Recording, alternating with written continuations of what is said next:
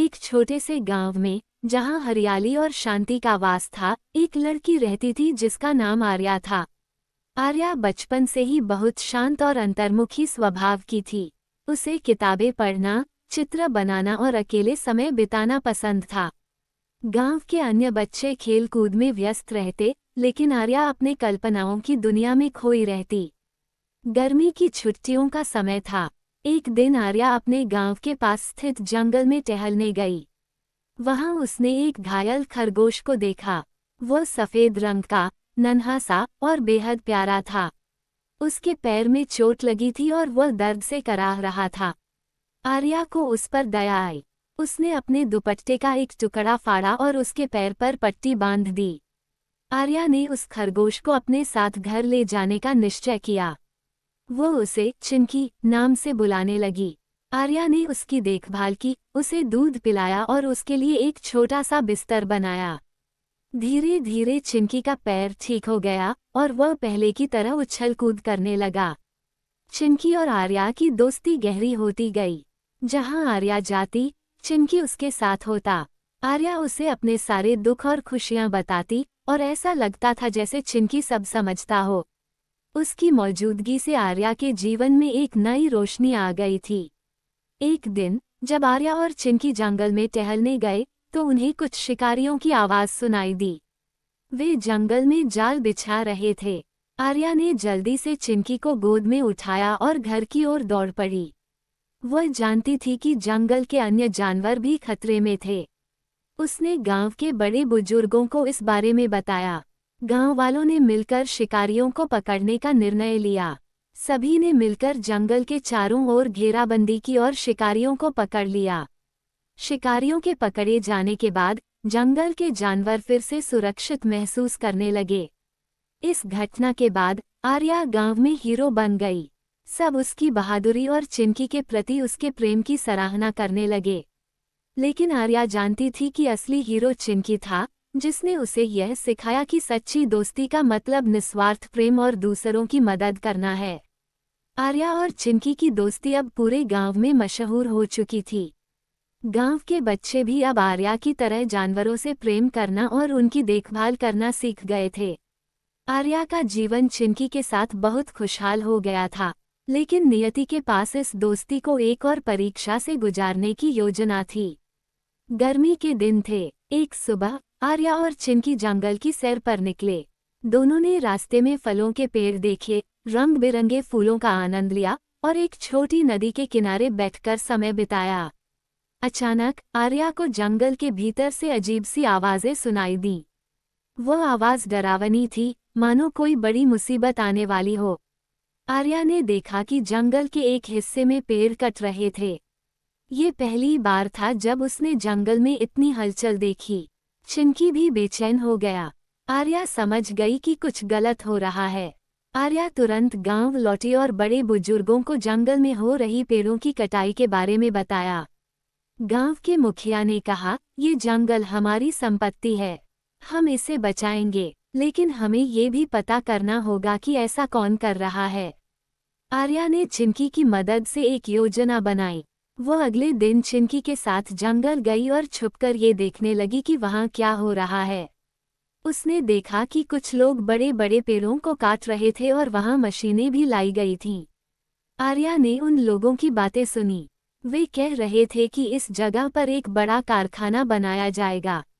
ये सुनकर आर्या का दिल टूट गया। वह जानती थी कि अगर ऐसा हुआ तो जंगल खत्म हो जाएगा और चिंकी जैसे जानवर बेघर हो जाएंगे। आर्या ने गांव वालों को सब कुछ बताया। इस बार पूरा गांव एकजुट हो गया। उन्होंने तय किया कि वे इस समस्या को हल करने के लिए कानूनी कदम उठाएंगे। गांव के लोग पास के शहर गए और वहां के अधिकारियों से मुलाकात की। अधिकारियों ने गांव वालों की बात सुनी और जंगल की स्थिति का जायजा लेने का वादा किया। कुछ दिनों बाद अधिकारी गांव आए और जंगल का निरीक्षण किया। उन्होंने देखा कि वहां पेड़ों की अंधाधुंध कटाई हो रही थी, जो गैरकानूनी थी। अधिकारियों ने उन लोगों पर कड़ी कार्रवाई की जो जंगल को नष्ट कर रहे थे। उनकी मशीनें जब्त कर ली गईं और जंगल में पेड़ काटने पर रोक लगा दी गई। गांव वालों ने राहत की सांस ली। आर्या और चिंकी ने फिर से जंगल की सैर की। अब वो जगह पहले से ज्यादा सुंदर लग रही थी। गांव वालों ने ये तय किया कि वे जंगल की देखभाल करेंगे और हर साल नए पेड़ लगाएंगे। एक दिन चिंकी ने आर्या की तरफ देखा और उसकी आंखों में अजीब सा भाव था। आर्या समझ गई कि चिंकी अब जंगल में वापस जाना चाहता है। उसने भारी मन से चिंकी को जंगल में छोड़ दिया। हालांकि यह विदाई कठिन थी, लेकिन आर्या खुश थी कि चिंकी अब अपने घर में अपने परिवार के साथ सुरक्षित था। आर्या और चिंकी की दोस्ती की कहानी गांव वालों के लिए प्रेरणा बन चुकी थी। चिंकी अब जंगल में अपने परिवार के साथ खुश था, लेकिन वह अक्सर आर्या से मिलने गांव आता। आर्या ने जंगल की रक्षा के लिए अपना जीवन समर्पित कर दिया। वह अब बच्चों को प्रकृति के प्रति जागरूक करती और गांव में हर साल नए पेड़ लगवाती। एक रात जब आर्या अपने कमरे में किताब पढ़ रही थी, तभी उसे बाहर से चिंकी की आवाज सुनाई दी। वह तुरंत बाहर गई और देखा कि चिंकी बहुत बेचैन था। वह आर्या को इशारों में जंगल की ओर चलने का संकेत दे रहा था। आर्या समझ गई कि कुछ गंभीर बात है।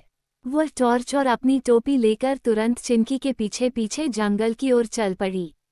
जंगल में पहुंचकर उसने देखा कि कई जानवर इधर उधर भाग रहे थे। जंगल के अंदर से धुआं उठ रहा था। जंगल में आग लग गई है।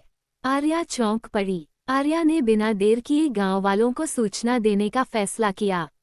वह भागते हुए गांव पहुंची और वहां के लोगों को आग के बारे में बताया। गांव के लोग तुरंत अपने साधन लेकर जंगल की ओर दौड़ पड़े। कुछ लोग पानी लेकर आए, तो कुछ मिट्टी और चादरें लेकर। आर्या ने देखा कि चिंकी और उसके दोस्त खरगोश भी अपनी तरफ से मदद कर रहे थे। वे छोटे छोटे सूखे पत्ते हटाने की कोशिश कर रहे थे ताकि आग और न फैले। ये देखकर आर्या को नई ताकत मिली। गांव वालों ने पूरी रात मेहनत की। आग पर काबू पाने के लिए उन्होंने एक नहर का रास्ता मोड़ दिया, जिससे पानी जंगल में बहने लगा। धीरे धीरे आग बुझ गई। हालांकि आग बुझ चुकी थी, लेकिन इसका असर जंगल पर साफ दिख रहा था। कई पेड़ जल चुके थे और जानवरों के रहने की जगहें नष्ट हो गई थीं। आर्या का दिल टूट गया। उसने गांव के मुखिया से कहा, हमें इस जंगल को फिर से जीवित करना होगा। अगर हमने अभी कुछ नहीं किया तो ये जंगल हमेशा के लिए खत्म हो जाएगा। मुखिया ने सहमति जताई और कहा, लेकिन यह आसान नहीं होगा। हमें मदद की जरूरत होगी। आर्या ने गांव के बच्चों और बड़ों को इकट्ठा किया और एक योजना बनाई। उन्होंने जंगल में पेड़ लगाने और जल स्रोतों को साफ रखने का फैसला किया। उन्होंने पास के शहर के पर्यावरणविदों से मदद मांगी। जल्द ही गांव में विशेषज्ञ आए और उन्होंने बताया कि कौन कौन से पेड़ जल्दी बढ़ सकते हैं और जंगल को फिर से हरा भरा बना सकते हैं। गांव के हर व्यक्ति ने इस काम में हिस्सा लिया। आर्या ने देखा कि चिंकी और उसके दोस्त भी इस काम में मदद कर रहे थे। वे जंगल में छोटे छोटे बीज ले जाकर उन्हें मिट्टी में गाड़ रहे थे। ये देखकर गांव वालों का उत्साह और बढ़ गया। कुछ महीनों की मेहनत के बाद जंगल में हरियाली लौटने लगी। नए पेड़ उगाए और जानवरों के लिए खाने पीने की व्यवस्था भी हो गई। गांव वालों ने ये तय किया कि वे हर साल जंगल के लिए एक विशेष दिन मनाएंगे, जिसे जंगल दिवस कहा जाएगा। आर्या को इस बात की खुशी थी कि उसकी मेहनत रंग लाई। उसने महसूस किया कि जब इंसान और प्रकृति मिलकर काम करते हैं तो असंभव को भी संभव बनाया जा सकता है। आर्या और चिंकी की दोस्ती ने न केवल गांव वालों को बल्कि जंगल के हर जीव को एक नई जिंदगी दी। इस घटना के बाद गांव का हर बच्चा और बड़ा ये समझ गया कि प्रकृति की रक्षा करना हमारी सबसे बड़ी जिम्मेदारी है। चिंकी अब पहले से ज्यादा खुश था। वह अपनी नई दुनिया में लौट चुका था, लेकिन जब भी उसे आर्या की याद आती, वो दौड़कर गांव आ जाता। और आर्या, वो हमेशा अपने सबसे प्यारे दोस्त का स्वागत करने के लिए तैयार रहती। जंगल फिर से हरा भरा हो चुका था। जानवरों ने अपनी खोई हुई जगह वापस पा ली थी और गांव के लोग अब जंगल की रक्षा के लिए और भी सतर्क हो गए थे। आर्या और चिंकी की दोस्ती की कहानी अब केवल गांव तक सीमित नहीं थी, आसपास के गांवों में भी उनकी चर्चा होने लगी थी। लेकिन ये शांति ज्यादा दिनों तक नहीं टिकने वाली थी। एक दिन आर्या को शहर से आए कुछ लोगों की बातों का पता चला। वे कह रहे थे कि जंगल के नीचे खनिज और पत्थरों का बड़ा भंडार है। वे इसे खोदने के लिए सरकार से अनुमति मांग रहे थे। आर्या को ये सुनकर बहुत चिंता हुई। उसने गांव के मुखिया से बात की, लेकिन उन्होंने कहा, आर्या, यह मामला बहुत बड़ा है। अगर सरकार ने अनुमति दे दी तो हम कुछ नहीं कर पाएंगे। आर्या जानती थी कि उसे अब खुद कुछ करना होगा। आर्या ने पहली बार शहर जाने का फैसला किया। वो कुछ गांव वालों और चिंकी के साथ शहर पहुंची। वहां उसने एक पर्यावरण संरक्षण संगठन के दफ्तर का पता लगाया और उनसे मदद मांगी। संगठन के प्रमुख श्रीमान मेहरा ने आर्या की बात ध्यान से सुनी। उन्होंने कहा, अगर जंगल के जानवर और गांव के लोग मिलकर इस मुद्दे को उठाएंगे तो हम इसे रोक सकते हैं, लेकिन इसके लिए हमें लोगों का समर्थन जुटाना होगा। आर्या ने गांव लौटकर लोगों को संगठित किया। उन्होंने गांव वालों और बच्चों को समझाया कि जंगल के बिना उनका जीवन असंभव हो जाएगा। चिंकी और उसके साथी जानवर भी इस अभियान में शामिल हो गए। वे गांव में घूम घूम कर लोगों का ध्यान खींचते, जिससे बच्चे और बड़े सभी उत्साहित हो जाते। आर्या और गांव वालों ने जंगल के पास एक बड़ा प्रदर्शन किया। उन्होंने सरकार से अपील की कि जंगल को नष्ट न किया जाए। मीडिया भी इस खबर को कवर करने लगी। आर्या की मासूमियत और चिंकी की भागीदारी ने सबका ध्यान खींचा। कुछ हफ्तों के संघर्ष और बातचीत के बाद सरकार ने खनन परियोजना को रद्द करने का फैसला किया। ये जीत केवल गांव वालों की नहीं, बल्कि पूरी प्रकृति की थी। आर्या की आंखों में आंसू थे, लेकिन ये आंसू खुशी के थे। उसने चिंकी को गले लगाते हुए कहा, हमने ये सब तुम्हारी वजह से किया। तुमने हमें दिखाया कि अगर इंसान और जानवर मिलकर काम करें तो कुछ भी असंभव नहीं है। आर्या और चिंकी की इस कहानी ने पूरे राज्य में एक मिसाल कायम कर दी। लोग अब अपने जंगलों और पर्यावरण की रक्षा के लिए प्रेरित हो गए। आर्या ने प्रकृति मित्र नाम का एक समूह बनाया जो जंगलों और जानवरों की देखभाल करता था। चिंकी अब भी जंगल में अपने परिवार के साथ रहता था, लेकिन जब भी आर्या उसे बुलाती वह तुरंत आ जाता। उनकी दोस्ती अब केवल दो दोस्तों की नहीं थी, बल्कि इंसान और प्रकृति के बीच के अटूट रिश्ते की कहानी बन चुकी थी। जंगल और गांव के बीच की यह अनोखी कहानी अब पूरे राज्य में मशहूर हो चुकी थी। आर्या और चिंकी की दोस्ती ने न केवल गांव वालों को, बल्कि दूर दराज के इलाकों के लोगों को भी पर्यावरण और प्रकृति की अहमियत समझाई। लेकिन नियति ने उनकी दोस्ती को एक और कठिन परीक्षा देने की तैयारी कर रखी थी। एक दिन गांव में एक अजनबी आया। उसका नाम नरेश था और वह एक व्यापारी था। उसने गांव वालों को बताया कि वह एक बड़ी परियोजना शुरू करना चाहता है, जिससे गांव वालों को रोजगार मिलेगा और उनकी आर्थिक स्थिति सुधरेगी। नरेश ने कहा, हम यहाँ एक पर्यटन स्थल बनाएंगे। इसके लिए जंगल के किनारे कुछ बड़े होटल और रिजॉर्ट्स बनाए जाएंगे। ये जंगल की खूबसूरती को दुनिया के सामने लाने का मौका है। गांव के कुछ लोग नरेश की बातों से प्रभावित हो गए। उन्हें लगा कि यह परियोजना उनके लिए फायदेमंद होगी। लेकिन आर्या को नरेश की योजना पर शक था। आर्या ने नरेश की योजना को समझने के लिए शहर के पर्यावरणविदों से बात की। उन्होंने बताया कि ऐसी परियोजनाएं अक्सर जंगल को नुकसान पहुंचाती हैं। होटल और रिजॉर्ट्स बनाने के लिए पेड़ों को काटा जाएगा और इससे जानवरों का जीवन खतरे में पड़ सकता है। आर्या ने चिंकी और उसके जंगल के दोस्तों से सलाह ली। वह जानवरों की गतिविधियों को देखकर समझ गई कि जंगल के भीतर भी कुछ हलचल हो रही है। जानवर डर और असुरक्षा महसूस कर रहे थे। आर्या ने गांव वालों को नरेश की सच्चाई बताने की ठानी। उसने एक बैठक बुलाई और गांव वालों को समझाया, अगर हम इस परियोजना की अनुमति देते हैं तो हमारा जंगल नष्ट हो जाएगा।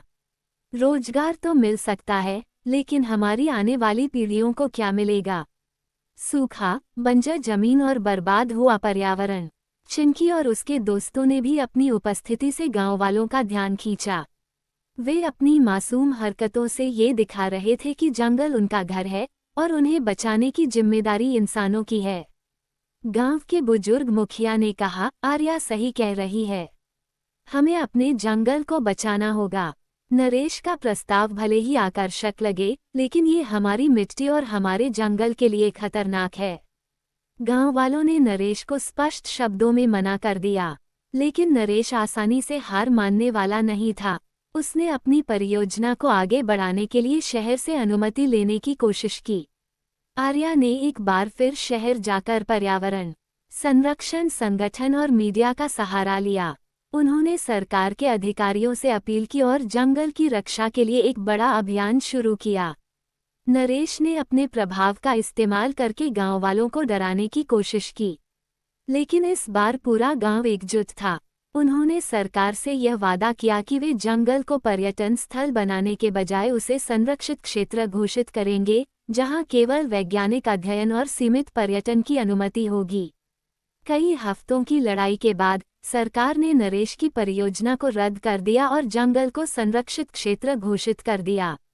इस जीत के बाद गांव वालों ने हर साल जंगल दिवस मनाने का फैसला किया।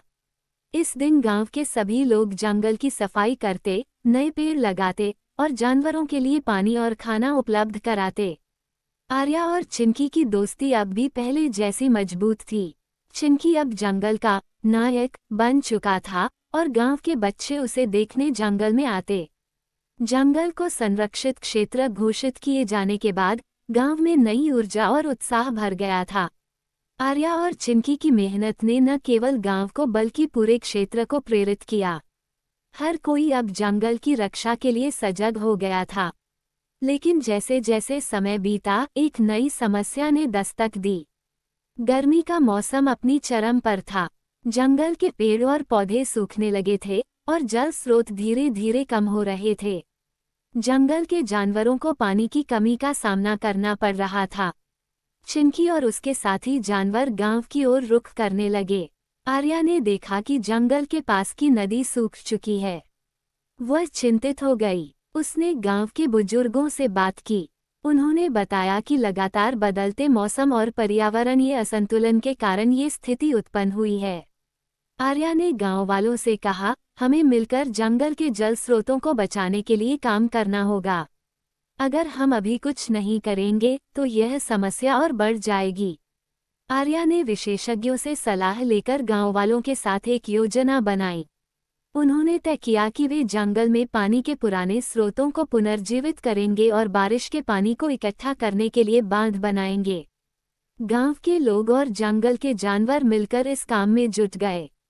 चिंकी और उसके साथी जानवर जंगल में सूखी पत्तियां और मिट्टी हटाने में मदद कर रहे थे ताकि जल स्रोत साफ हो सकें। गांव के लोग पत्थरों और लकड़ी से छोटे छोटे बांध बना रहे थे। कुछ महीनों की मेहनत के बाद पहली बारिश हुई। गांव वालों और जानवरों की मेहनत रंग लाई। बांधों में पानी भरने लगा और पुराने जल स्रोतों से पानी निकलने लगा। जंगल में फिर से हरियाली लौट आई। जानवरों ने राहत की सांस ली और चिंकी ने खुशी खुशी आर्या को गले लगाया।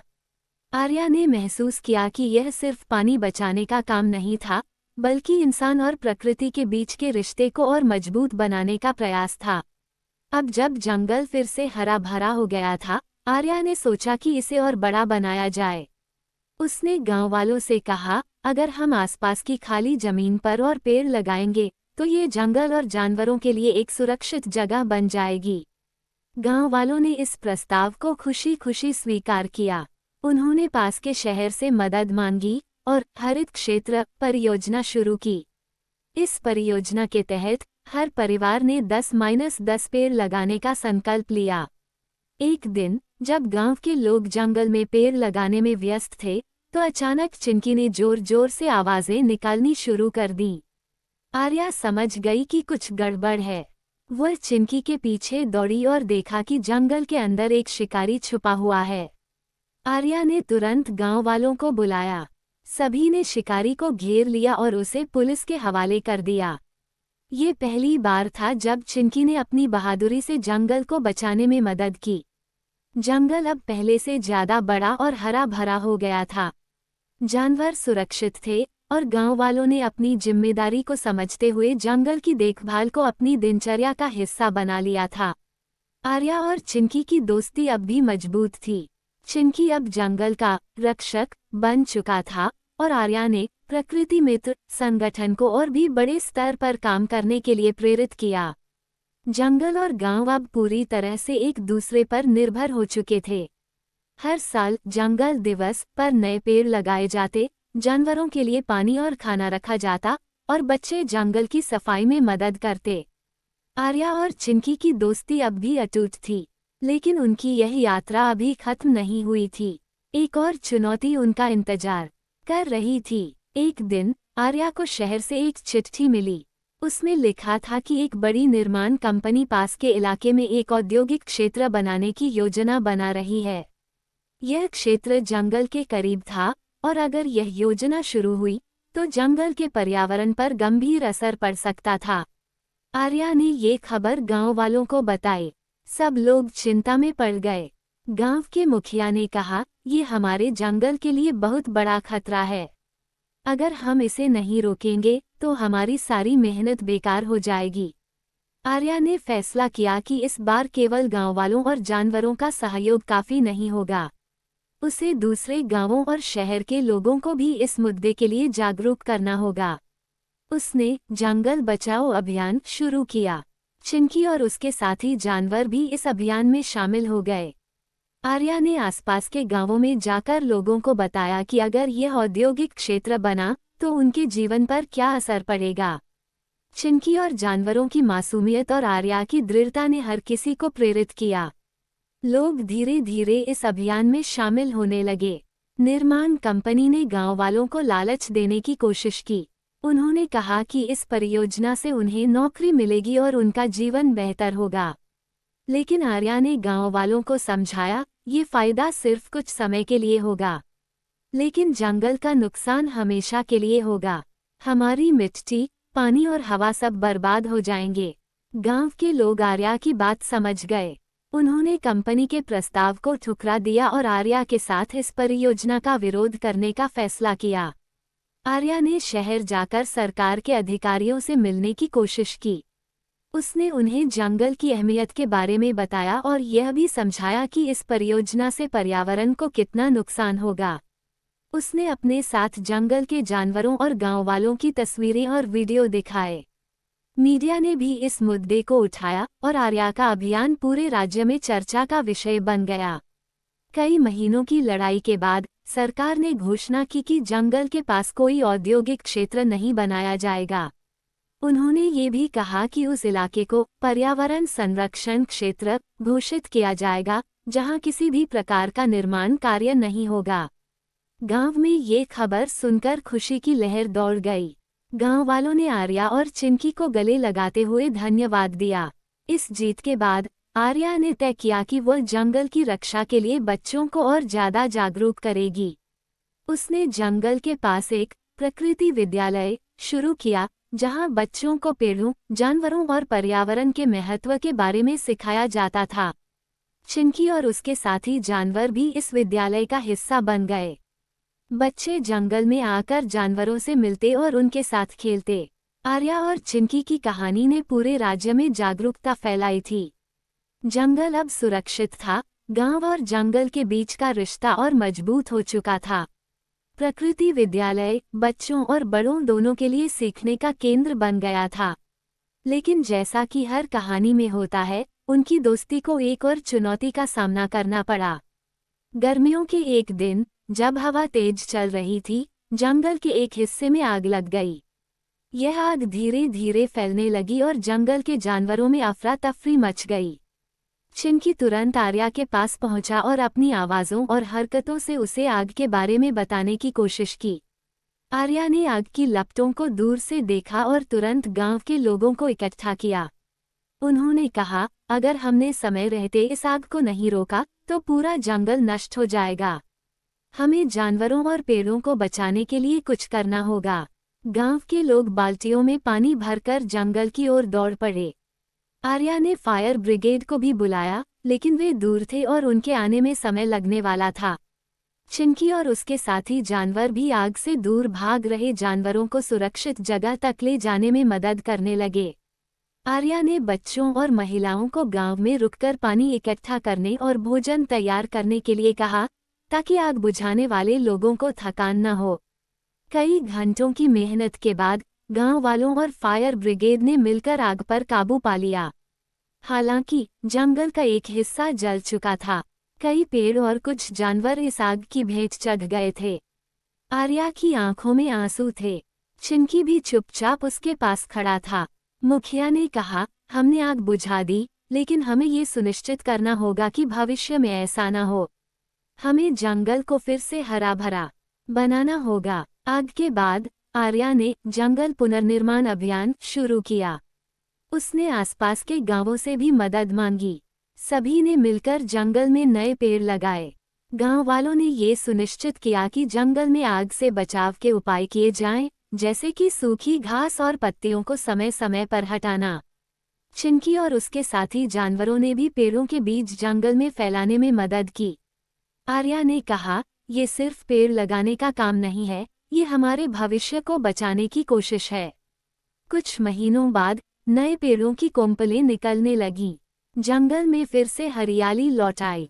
जानवरों ने जंगल के नए हिस्से में अपना घर बना लिया।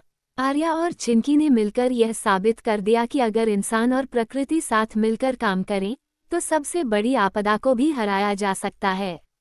इस घटना के बाद आर्या ने एक और बड़ा सपना देखा। उसने सोचा कि वह पूरे राज्य में ऐसे ही जंगल पुनर्निर्माण अभियान शुरू करेगी। उसने जंगल मित्र संगठन बनाया, जिसमें गांवों के लोग और बच्चे शामिल थे। ये संगठन उन जगहों पर काम करता था जहां जंगल नष्ट हो रहे थे। चिंकी अब जंगल मित्र का प्रतीक बन चुका था। उसकी कहानियां बच्चों के बीच प्रेरणा का स्रोत बन गई थीं। आर्या और चिंकी की दोस्ती अब केवल एक गांव या जंगल तक सीमित नहीं थी। उनकी मेहनत ने पूरे राज्य में पर्यावरण के प्रति जागरूकता फैलाई। जंगल अब न केवल जानवरों का घर था, बल्कि इंसानों के लिए भी एक सीख का स्थान बन चुका था। आर्या और चिंकी की मेहनत ने जंगल और गांव को नई दिशा दी थी। जंगल मित्र संगठन अब राज्य भर में काम कर रहा था और लोग पर्यावरण संरक्षण के महत्व को समझने लगे थे। लेकिन इस बार जो चुनौती आई वह और भी गंभीर थी। ये चुनौती केवल जंगल या गांव तक सीमित नहीं थी, बल्कि पूरे क्षेत्र के लिए खतरा बन सकती थी। जंगल के जानवरों में अचानक एक अजीब बीमारी फैलने लगी। जानवर कमजोर हो रहे थे और कुछ की मौत भी हो गई। चिंकी और उसके कुछ साथी भी इस बीमारी से प्रभावित होने लगे। आर्या को ये देखकर बहुत चिंता हुई। आर्या ने तुरंत पास के शहर के पशु चिकित्सकों और पर्यावरणविदों से संपर्क किया। उन्होंने जंगल में आकर जानवरों का परीक्षण किया और पाया कि यह बीमारी दूषित पानी और जंगल के पास फेंके गए कचरे के कारण फैल रही थी। जांच में पता चला कि जंगल के पास की एक फैक्ट्री अपने रासायनिक कचरे को नदी में बहा रही थी, जो जंगल के जल स्रोतों को प्रदूषित कर रही थी। आर्या को समझ आ गया कि अगर इसे तुरंत नहीं रोका गया, तो न केवल जानवरों, बल्कि गांव वालों की सेहत पर भी इसका असर पड़ेगा। आर्या ने गांव वालों और जंगल मित्र संगठन के सदस्यों को इकट्ठा किया। उन्होंने फैक्ट्री मालिक से बात की, लेकिन उसने इसे अनदेखा कर दिया। तब आर्या ने प्रशासन और मीडिया की मदद लेने का फैसला किया। आर्या ने फैक्ट्री के खिलाफ सबूत इकट्ठा किए और अधिकारियों को दिखाए। मीडिया ने इस मुद्दे को उठाया और पूरे राज्य में ये खबर फैल गई। फैक्ट्री पर दबाव बढ़ने लगा। इस बीच चिंकी की तबीयत और खराब होने लगी। वो कमजोर होकर चलने में भी असमर्थ हो गया। आर्या दिन रात उसकी देखभाल कर रही थी। उसने डॉक्टरों से सलाह लेकर चिंकी को जंगल से बाहर एक सुरक्षित जगह पर ले जाया, जहां उसका इलाज हो सके। गांव वालों ने आर्या की अगुवाई में जंगल के जल स्रोतों की सफाई शुरू की। उन्होंने फैक्ट्री के रासायनिक कचरे को हटाने और जल स्रोतों को शुद्ध करने के लिए विशेषज्ञों की मदद ली। बच्चों और युवाओं ने भी इस अभियान में बढ़ चढ़कर हिस्सा लिया। कई हफ्तों की लड़ाई के बाद सरकार ने फैक्ट्री को बंद करने का आदेश दिया और उस पर भारी जुर्माना लगाया। साथ ही सरकार ने ये सुनिश्चित किया कि भविष्य में ऐसी कोई भी गतिविधि जंगल के पास न हो। कुछ महीनों के इलाज के बाद चिंकी पूरी तरह से ठीक हो गया। जब वह जंगल लौटा तो गांव वालों और जानवरों ने उसका स्वागत किया। आर्या की आंखों में खुशी के आंसू थे। इस घटना के बाद आर्या ने एक नई योजना बनाई। उसने गांव वालों और बच्चों को सिखाया कि वे जंगल के जल स्रोतों और पर्यावरण की नियमित निगरानी करें। उसने ये भी सुनिश्चित किया कि जंगल के पास कोई भी अवैध गतिविधि न हो। जंगल और गांव के बीच की यह अनोखी कहानी अब पूरे देश में प्रेरणा बन चुकी थी। आर्या और चिंकी की दोस्ती ने न केवल पर्यावरण संरक्षण का संदेश दिया, बल्कि यह भी सिखाया कि इंसान और प्रकृति साथ मिलकर बड़ी से बड़ी समस्याओं का हल निकाल सकते हैं। लेकिन अब उनकी यह यात्रा एक और महत्वपूर्ण मोड़ लेने वाली थी। एक दिन शहर से एक बड़ा प्रतिनिधिमंडल गांव में आया। उन्होंने गांव वालों को बताया कि सरकार एक नई परियोजना पर काम कर रही है। ये परियोजना जंगल और उसके आसपास के इलाकों को राष्ट्रीय जैव विविधता पार्क घोषित करने की थी। ये सुनकर गांव वालों में खुशी की लहर दौड़ गई। लेकिन इसके साथ ही इस परियोजना का एक पक्ष ऐसा भी था जिसने आर्या और गांव वालों को चिंतित कर दिया। इस पार्क के बनने से गांव वालों को जंगल के कई हिस्सों में जाने से रोका जाएगा। इसका मतलब था कि गांव वालों को अपनी जरूरतों के लिए जंगल पर निर्भर रहना छोड़ना पड़ेगा। मुखिया ने कहा, हम हमेशा जंगल का ख्याल रखते आए हैं। ये जंगल हमारे पूर्वजों से जुड़ा है। अगर हमें इससे दूर कर दिया गया तो हमारी परंपराएं और जीवन शैली खत्म हो जाएगी। आर्या समझ गई कि यह फैसला गांव और जंगल दोनों के लिए एक बड़ी चुनौती बन सकता है। उसने तय किया कि वह इस परियोजना को समझने के लिए अधिकारियों से बात करेगी। आर्या ने जंगल मित्र संगठन के सदस्यों और गांव वालों के साथ मिलकर एक प्रस्ताव तैयार किया। इस प्रस्ताव में उन्होंने ये सुझाव दिया कि गांव वालों को जंगल से पूरी तरह अलग करने के बजाय उन्हें जंगल की देखभाल और संरक्षण का हिस्सा बनाया जाए।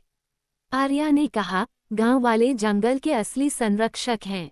अगर उन्हें इस परियोजना का हिस्सा बनाया जाए तो यह न केवल पर्यावरण के लिए बेहतर होगा, बल्कि गांव वालों की संस्कृति और परंपराएं भी बची रहेंगी।